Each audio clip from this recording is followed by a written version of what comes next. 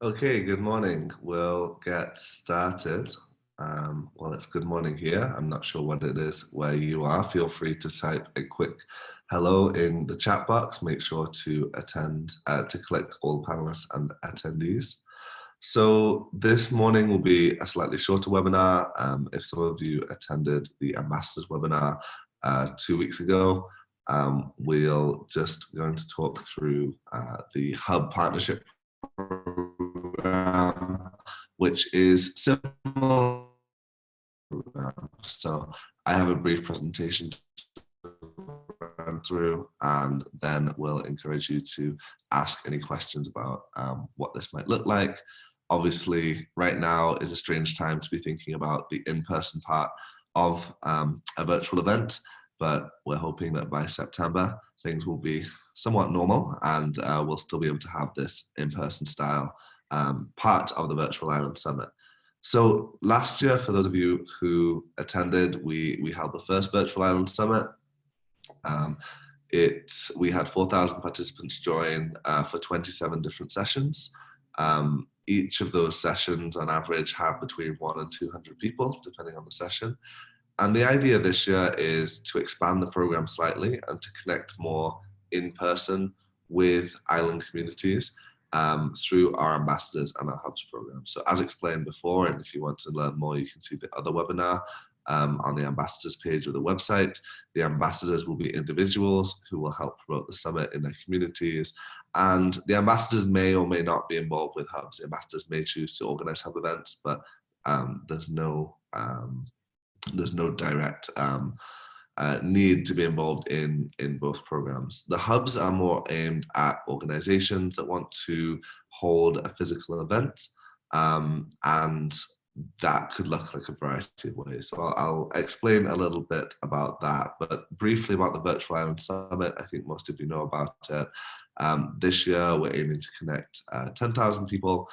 We really want to involve different sectors, the private, the public, NGO, academia, and bring these different sectors together.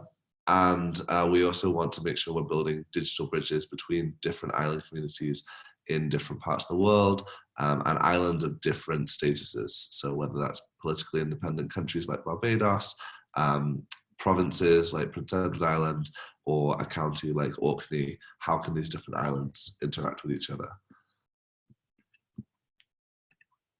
So the idea behind the hub is that they will be hosting this physical portion of the Virtual Island Summit.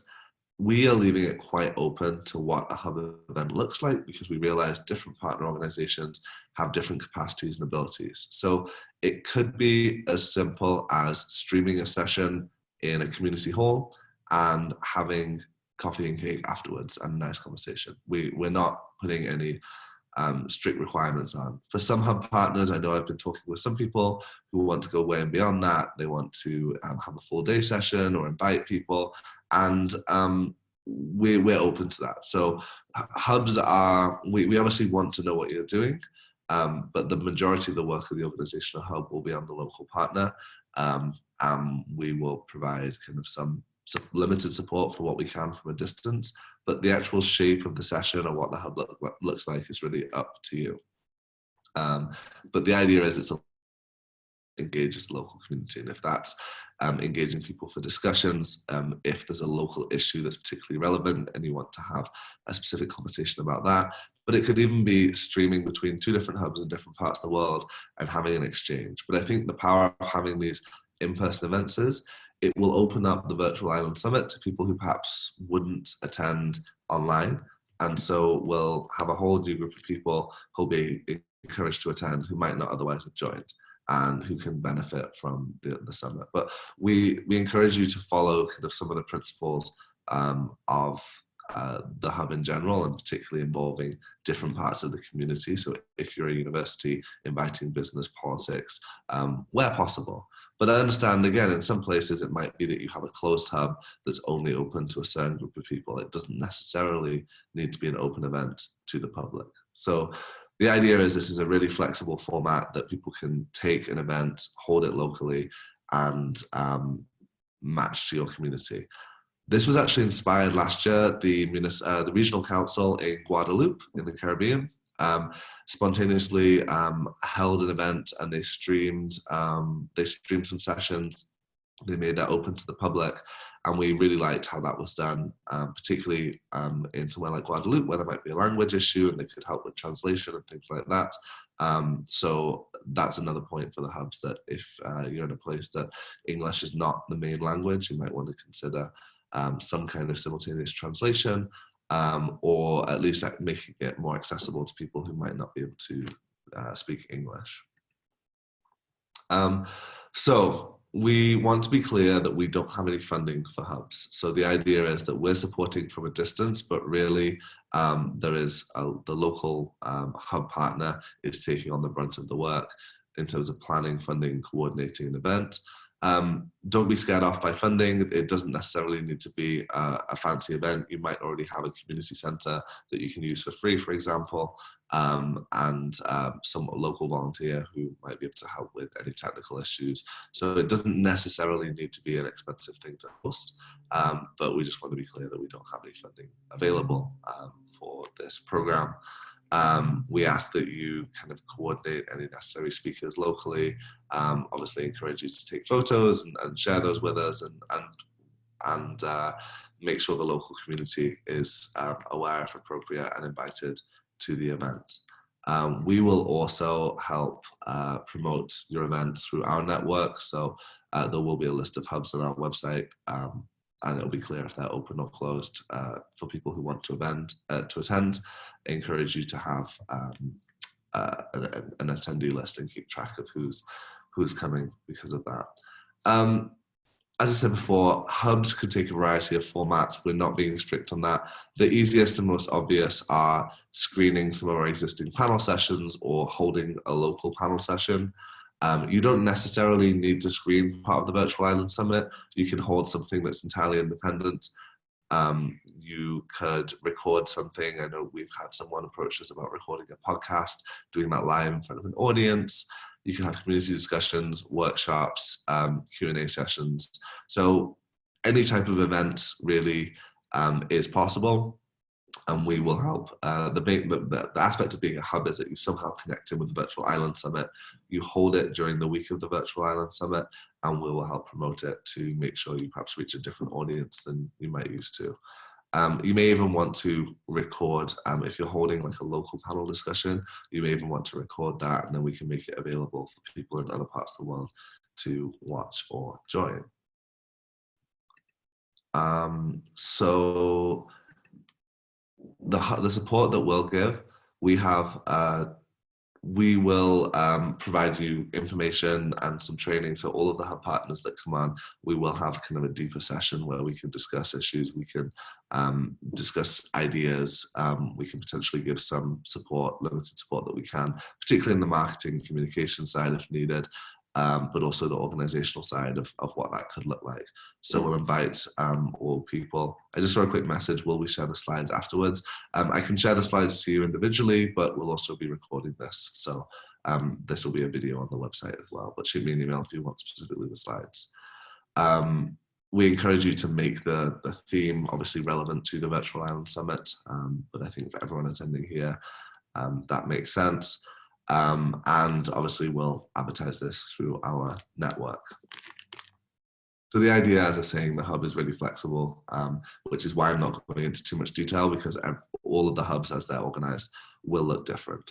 I hope it being too broad is not too complicated for people, and we'll definitely provide some different ideas and suggestions for people who are interested in doing this. So we do ask that you hold it during the virtual summit, 6th to the 11th of September, or sometime around that week. There may be some flexibility if you want to do things just after or just before the summit, but there'll have to be a justification for that. We encourage hubs obviously to take place on islands, but if there are other places that are relevant that can be good venues, whether it's a capital city, or a mainland community that has strong connections to islands. Obviously, if there's a justification there, then we absolutely welcome that. We've had people in London and Washington, DC talk about having hubs, and because of the political relevance of those places too many island communities, then absolutely we'll welcome that opportunity. And then in terms of the technical requirements, again, there's some flexibility. If you're able to live stream things, then that's an option, but it's not absolutely necessary to live stream things. I realize some people have different internet capabilities or technical capabilities.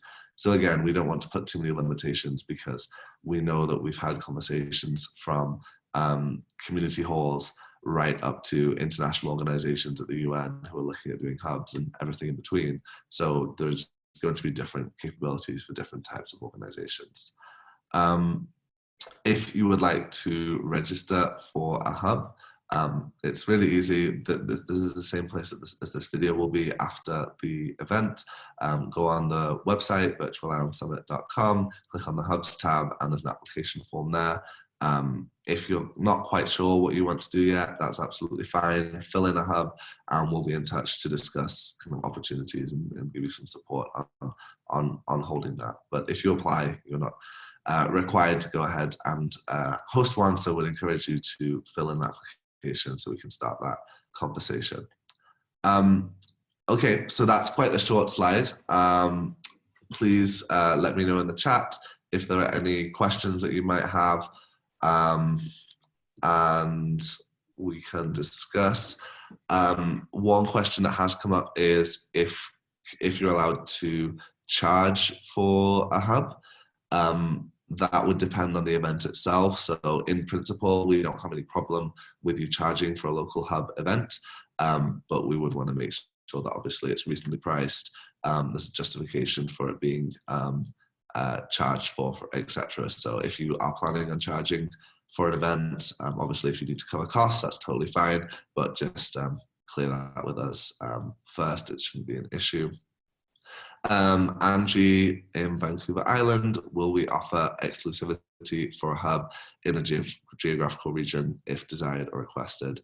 We're not too worried about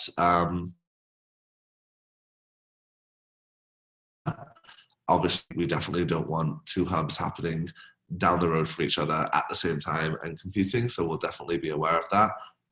We probably wouldn't that will kind of be on a case-by-case basis, to be honest, Angie. So happy to discuss that with you if there needs to be, if there's a reason for exclusivity, but directly we're not going to be organising that. But I'm not too worried about that. Laurie said, would love to hear or see ideas for the hubs. Would be inspiring to know what others are doing as we go ahead with ours. That's great, Laurie. Glad Prince Edward Island is going to be having some kind of event. What we would probably do as well is have more of an open meeting when we have all the people who are interested in holding hubs. We can invite them all to an open session as the ideas develop, and they can share their ideas. As I said before, the easiest thing is some kind of locally relevant panel discussion. We will release our schedule for the event in June, so there'll be a clearer schedule much earlier than last year for all the sessions that we're holding. And so once we have a clearer idea of that, that could obviously help you choose timing. You might want to base something around an existing session, but equally you might want to start planning before then as well. But we will have the full schedule for the event out in early June is the plan. Tracy said, how soon will meetings be held to discuss ideas, scope, support? Yes, if you've already submitted, Tracy, we've got your application. We'll be in touch. We are not having a deadline on the Hubs application because in theory, Hubs could keep applying over the next few months, but obviously the sooner the better an application is received. We'd like to get them all in if people know they're planning on holding something by the end of this month. But we will accept hub applications rolling after that. So by the end of this month, we'll hope we'll have most of the applications in, and then during April, we'll hold kind of any other further meetings and send out information packs and things like that. Laurie, Angie said, oh great, Angie and Laurie. Laurie wants to be in touch. If not, I can also connect you to over email. Would be great to have more Canadian connections. Glad to see Canada well represented on this call. So that's really it. Unless there are any other questions. Someone submitted something in the Q&A, but for some reason I can't see that. Oh, George in Greece said, is it possible to use your platform for seminars and how? So I'm not quite sure what you're asking there, George. It may be that you want to use, we won't be streaming live as part of the main schedule hub events, most likely. Get in touch with me directly because I'm not sure exactly what the question is, but we definitely will use the Virtual Island Summit platform to promote the hub events, and we'll have a map of all the hub events happening in the world, because the idea of this for us is it's really exciting to say we have virtual gatherings of people in Prince Edward Island, Vancouver Island, Orkney and Fiji, and people in different parts of the world are coming together in person to have these discussions. Equally, if you want to stream one of our sessions live, you can definitely do that, and there's some flexibility around that. Okay. Emilio says, hi from the Dominican Republic. I'm thinking about a panel discussion hosted in the regional university. So definitely the language barrier, Emilio, completely understand that for the DR. I think hosting at the university will be fantastic, and you may even want to build connections with other universities that are looking at doing this. We've got at least one University of Prince Edward Island represented here. The language issue is difficult. From our side, from a technical perspective, it's really difficult to provide bilingual translation. What I would recommend is if you have someone who is bilingual and can live translate an event, that would be one option. But the language issue is challenging. In Guadeloupe, I believe last year, they did have a live translation from English into French. But that is quite a skilled job, even if someone's fluent in English. It's a challenging job to be able to do that live translation. So you may consider doing a Spanish language event at the university.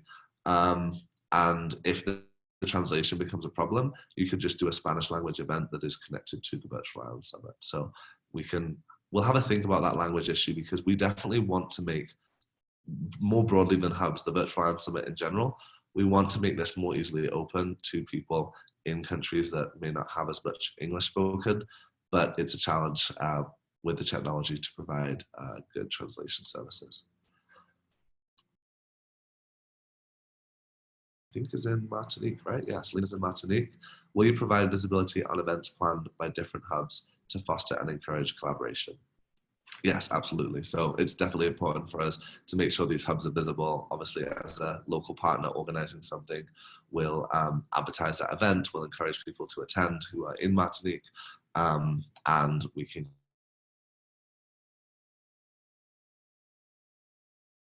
definitely, I'm not sure if that language question applies to you as well, Martinique. I'm sure it does. Would be interesting to know how you might think about doing simultaneous translation there as well. So yeah, you said about the YouTube doing automatic translation. It does for pre-recorded events, but for a live event, I think is what Emilio is asking, which would be